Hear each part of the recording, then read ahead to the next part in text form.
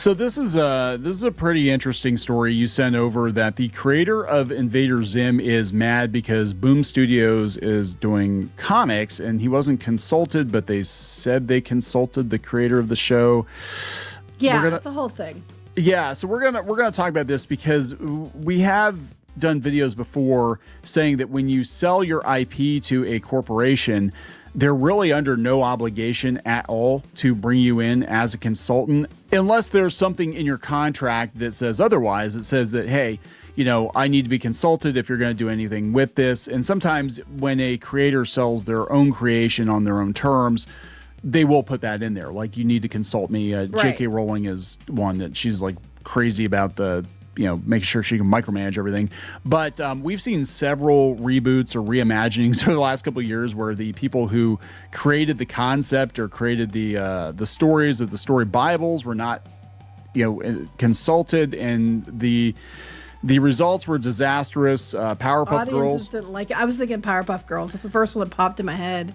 Yeah, they're doing another remake, but they're making sure that Craig McCracken's actually involved in it.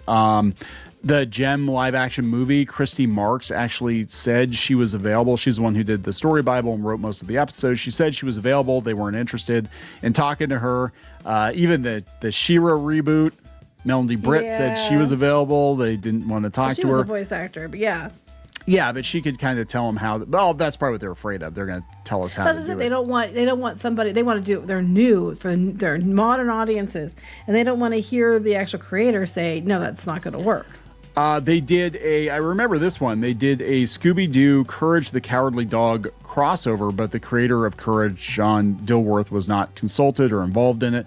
Usually what happens is the creators of these shows find out after the fact that a deal's already been signed, and they read about it when we read about it. So that seems to be what happened here.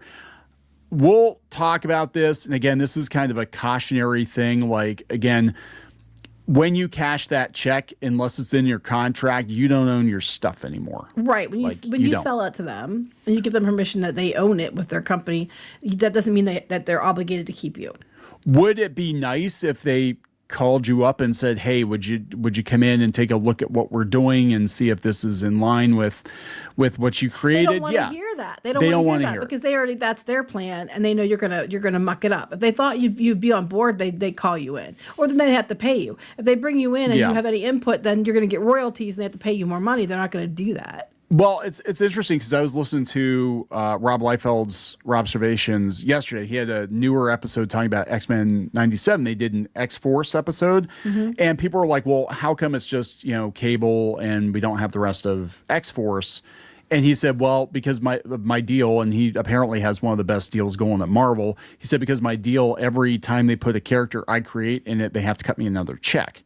So they limited all the characters that he actually worked on, and instead they had X-Force made up of like Archangel and Psylocke and Jubilee and other characters he didn't create, plus Cable. So it's kind of weird, you know, but that's his deal, and they don't do deals like that anymore because they've had to shell out a lot of money for Deadpool over the years, and I don't think they like to do that. They don't like to do it. So let's talk about this. Before we get into it any further, please subscribe for more pop culture news, views, and rants. Guys, you get woohoo if you do. Woohoo. If you'd like more Clownfish TV, go out to more.clownfishtv.com. That's more.clownfishtv.com for more Clownfish TV. And if you'd like to listen to us, go out to iTunes, Spotify, iHeartRadio, wherever you listen to podcasts, we're there. You won't miss an episode, so thank you very much for the support. Let's take a look. Let's take a look at this. This version's coming from Popverse. Invader Zim creator, I can't pronounce his name. Is it Johan Vasquez? Blast Nickelodeon, Paramount, and Boom Studios. Oh no, Boom Studios as lizards for reviving the franchise without telling him. And the new writer is upset too. So I guess Jim Zub thought that this guy had been notified they were doing a new comic series. He was not, and he's pissed. Yeah, that's basically what's going on. Everybody's pissed about it. So let's see what they said. They said a few weeks ago, Boom Studios announced the good news. It was reviving the Invader Zim franchise for a new line of comic books and reprinting some of the best from its past. So they got the license for it. And just to tell you guys how it works, If you are a licensee for a comic book franchise from a Nickelodeon or a Disney or whatever it is, a lot of times you will have the right to reprint the older stuff too. And they don't license. Yeah. So they don't have to give royalties to, whoever had the license 2 or 3 licenses ago. That's just how it works. And Oni Press had it for a while, so they can reprint that stuff. They said it was a welcome surprise for many since the original animated series ended some time ago, as did the previous comics, but was even more of a surprise to the creator. And again, I think it's Yonan Vasquez, sort of like you all out there. I learned of the existence of the new Zim stories when the announcement went out. He said on Instagram, the cartoonist said that he had been told the company was looking into reprinting the older Invader Zim comics, but he wasn't told that any new comics were being created, and he seems a bit insulted that he wasn't looped in. If you're confused by the announcement's mention of Zim being in an Urkin chrysalis, you're not alone. What the hell is a chrysalis? That's not even a thing. So yeah, I have no involvement in any of the comics, that's what happens though. Yeah.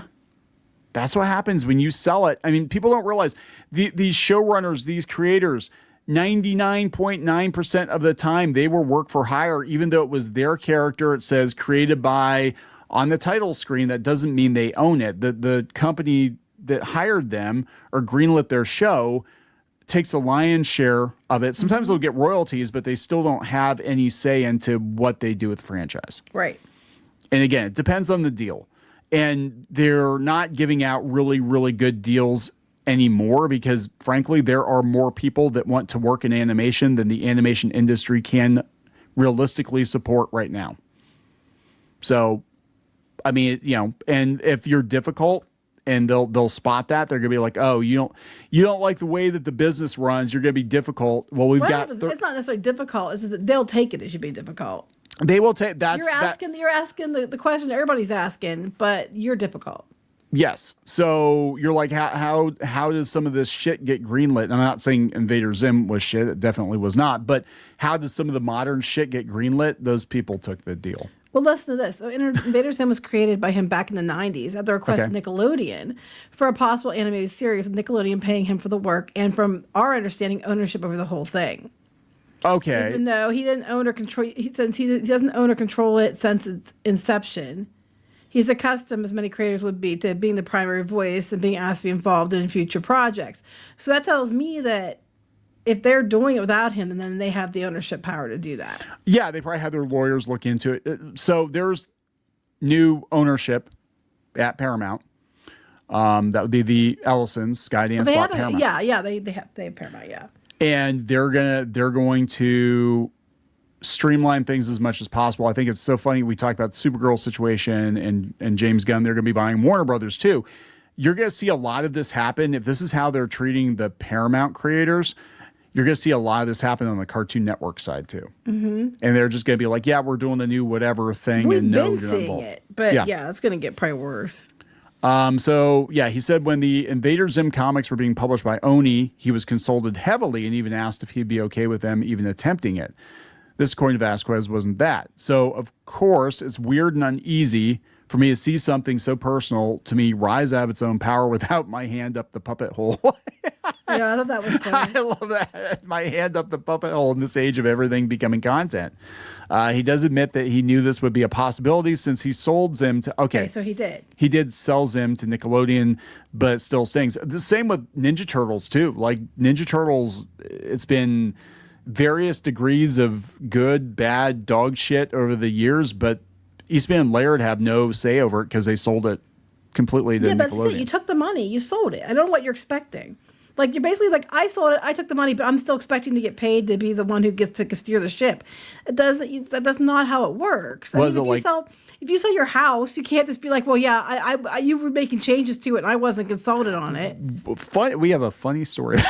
Let's just say, and he's a great guy, but the guy we bought our current house off of, he was building it for himself, and he had a hard time letting it go.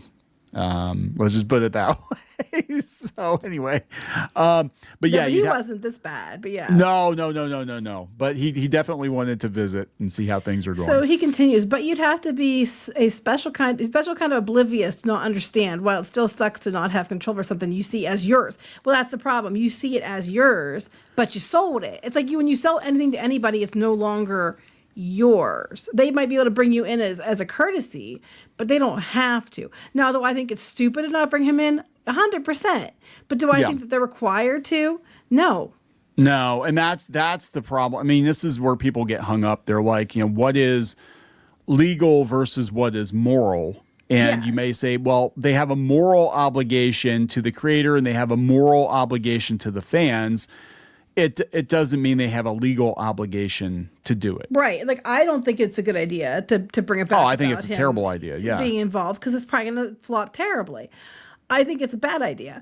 I would personally bring him back in. But do they have to do it? No, because you sold it to them. It's no longer yours. You're putting in quotes yours. And that's just it. It's yours in quotes now because you sold it. You took the money. You wanted that cash.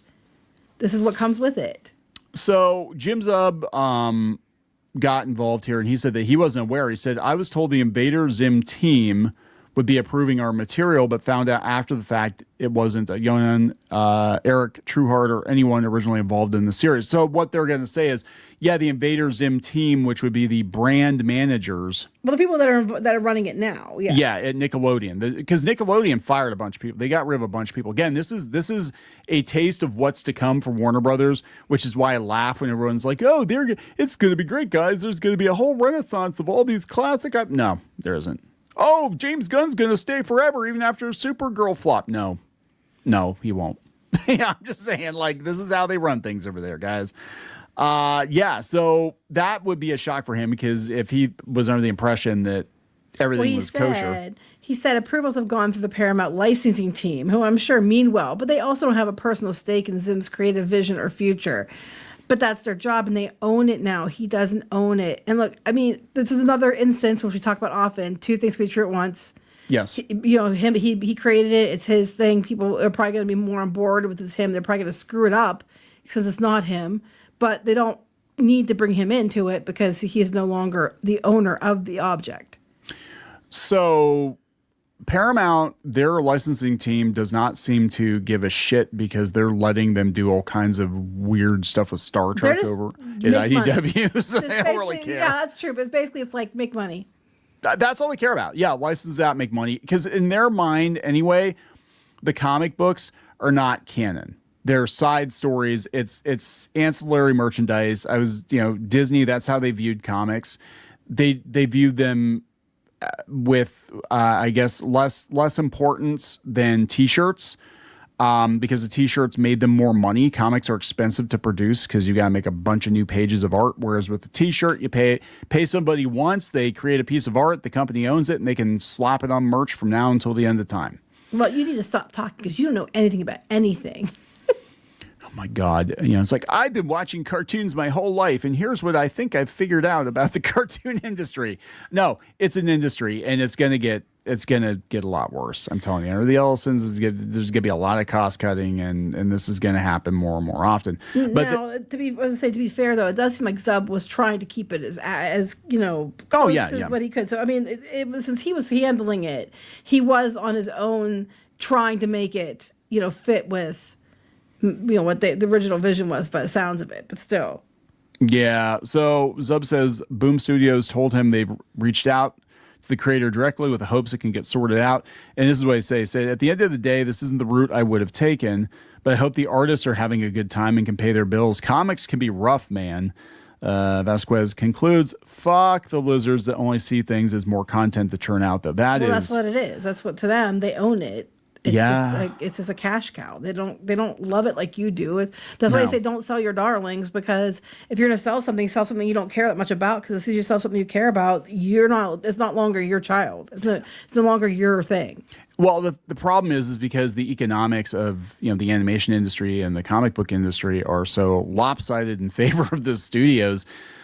a lot of times these artists will take whatever deal they can get, and then or they don't think the thing is going to blow up. They're like, well, here's the thing I made, and I didn't expect it to get that big, and now, oh my God, it's on lunchboxes, it's on whatever, and I don't get any money from that. I don't get any extra money from that, which happens sometimes too. House never loses. The house never loses. So, and I would say honestly at this point, there is, unless you're already big on your own, like I would say Vivzy Pop, she has a lot more pull. You're not going to be able to negotiate a really good deal at first. Well, you said earlier about J.K. Rowling had one of the best deals. Well, I can tell you for a fact, as somebody who's seen contracts from publishers and stuff, they now have it listed that you agree that they get to keep the rights to theme parks and everything else if they publish your work. Like you have to agree to sell off those things that are monetizable. A lot of times, like that really big deal that she did, they have it set up in such a way that they don't lose that now. Well, yeah, and all it takes is one success story, right? Because what happened with Star Wars was George Lucas got it made because he agreed to take a lot less as a director. And he said, okay, well, I'll take a lot less, but you give me the merchandise rights. And they're like, fine. Nobody's going to buy. It wasn't like that. It wasn't like it is now then. Yeah. This was a huge juggernaut that kind of kicked off a lot of that stuff. Yeah. And he's like, they're like, fine, nobody's going to buy freaking toys of Star Wars. Nobody gives a shit. Yeah, you can have that's fine. If you'll take less money, that's fine. And it turned out to be one of the biggest mistakes that 20th Century Fox made because Star Wars merchandise wound up being some of the highest selling pop culture merchandise of all time. Not so much now, but back then. And that's where most of Lucasfilm's money came from. So that was a smart business decision, but I think it was also kind of a desperate thing. But that also explains why Star Wars was so like almost over marketed before the movie came out. Like they were doing all kinds of specials and tie-ins and all this crazy stuff because they were rushing to get the merchandise out because he was going to make his money that way. But J.K. Rowling, nobody could have foreseen a young adult book becoming a theme park. So they're fine. It's in the contracts now. Can't tell you. It is in the contracts now. Yes, because everything's interconnected. So you're not going to get those good deals like they had back then. Liefeld was even talking about that. He's like, yeah, I got a really good deal with Deadpool and the X-Men characters I created because it was kind of like peak Marvel. Money was flowing and we had leverage. They couldn't foresee how it became with streaming and everything else like that later either. No. Like they never thought in a million years it was going to go that way. They had to keep paying and paying and paying. Yeah, and I don't think they thought that the characters he created, honestly, were going to be as popular as they were. It's probably like, oh, these are just like whatever side characters that we can't even Domino. Yeah, that's not going to be. That's no Wolverine. That's never going to go anywhere. Yeah. So it's like, yeah. So because other people were successful, basically the ladder kind of gets pulled up by the studios because they're like, oh, we missed some money. Oh, right. Yep. We got to take, it's like the IRS. Oh, we missed some money. We're going to clean that account out too. And that's what they're going to do. So it sucks. I mean, I'm glad he gets to be consulted, but I'm sure he's not getting any royalties or anything off of these books, I don't know if he is or not. If he's not involved, maybe not. No, I don't know. No. I don't know. That is contract. I couldn't tell you, but I just think that it was, I agree that it's crap. And consumers didn't know. They were probably just going to buy it up thinking he was involved and not knowing he wasn't. Yeah, I'm wondering if let's see, here's the original announcement. Are people writing? Here's the thing, though. You signed the paper, you cashed the check. Pretty much. I don't want to be that person. I mean, that's the truth. And that was what, we optioned a couple of ideas to Disney. We told you guys about this like 15 years ago. But we knew like they weren't ours. So we were going to do what we could do to make it successful. But we're also like, if it had gotten picked up, but it's also like we need to be able to walk away from these because they're not at the end of the day, they're not ours. And I think this is one of ours, but yeah, they're ours now. They got released back, so they're still ours. But I'm like, this is one of the biggest problems I think is the disconnect that artists have with the business side of things. They want to make what they want to make. They don't want to look at the market. They don't want to look at the reality of the system. They want to be part of the system. Like, I want to have my show on Nickelodeon, but I'm like, well, this is what you got to do to get on Nickelodeon. This is what you have to give up. This is what you have to give up.